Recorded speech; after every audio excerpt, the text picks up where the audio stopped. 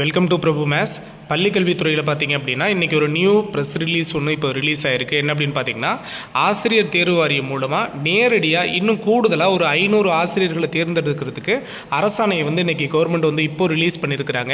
என்ன அப்படின்னு பார்த்தீங்கன்னா, நமக்கு அரசு பள்ளிகளில் இடைநிலை ஆசிரியர் காலி பணியிடங்கள் ஏற்கனவே பார்த்தீங்கன்னா 1000 பேரை டிஆர்பி போர்டு மூலமாக நேரடியாக நீங்கள் அப்பாயின்மெண்ட் பண்ணிக்கலாம் அப்படின்னு சொல்லி நமக்கு முன்னாடியே நோட்டிஃபிகேஷன் வந்திருந்தது.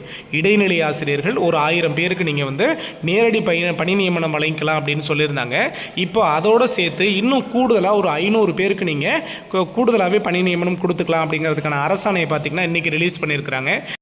தொடக்க கல்வி இயக்கக நிர்வாகத்தின் கீழ் செயல்படக்கூடிய ஊராட்சி ஒன்றிய மற்றும் நகராட்சி மாநகராட்சி இந்த பள்ளிகளில் பார்த்திங்கன்னா 1/8/2022 நிலவரப்படி காலியாக உள்ள இடைநிலை ஆசிரியர் பணியிடங்களுக்கு 1000 காலி பணியிடங்களை நேரடியாக டிஆர்பி போர்டு மூலமாக நேரடியாக நல்லா கவனிச்சுக்கோங்க, நேரடியாக நிரப்பிட ஆல்ரெடி நாங்கள் அனுமதி அளித்து முன்னாடி சொன்ன அரசாணையில் ஆணை கொடுத்துருந்தோம்.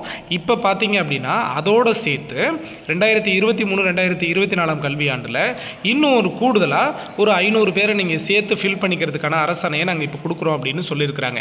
இதில் ரொம்ப இம்பார்ட்டன்ட் அப்படின்னு பார்த்தீங்கன்னா, ஒருங்கிணைந்த நிதி மற்றும் மனிதவள மேலாண்மை அமைப்பால் அனுமதிக்கப்பட்ட அளவை விட உபரியாக உள்ள இடைநிலை ஆசிரியர் பணியிடங்களை அதிகமாக காலியாக உள்ள மாவட்டங்களில் 100க்கு மேற்பட்ட மாணவர்கள் எண்ணிக்கையோட பள்ளிகளுக்கு பணி நிரவல் செய்யப்பட வேண்டும்.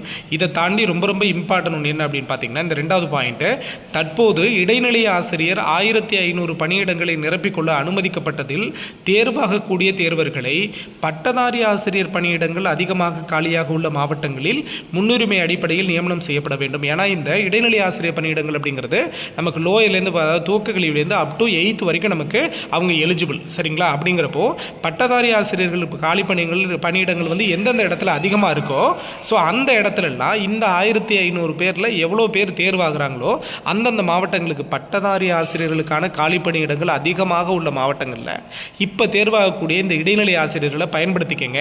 அது மட்டும் இல்லாமல் இந்த நியமனம் மூலம் செய்யப்படக்கூடிய இந்த ஆசிரியர்களுக்கு நீங்கள் எந்த ஸ்கூலில் உங்களுக்கு அப்பாயின்மெண்ட் தர்றாங்களோ அந்த ஸ்கூல்லையே நீங்கள் குறைஞ்சபட்சம் முதல் 5 ஆண்டுகள் பணி நியமனம் கண்டிப்பாக நீங்கள் பணியாற்றணும் அப்படிங்கிற நிபந்தனையோடு இந்த அரசாணையை கொடுங்க அப்படின்னு சொல்லி இப்போ நமக்கு நோட்டிஃபிகேஷன் கொடுத்துருக்குறாங்க.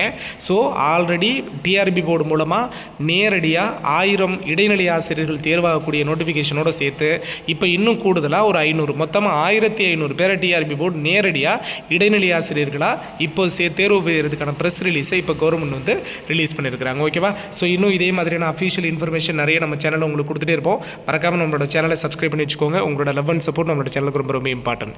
தேங்க்யூ.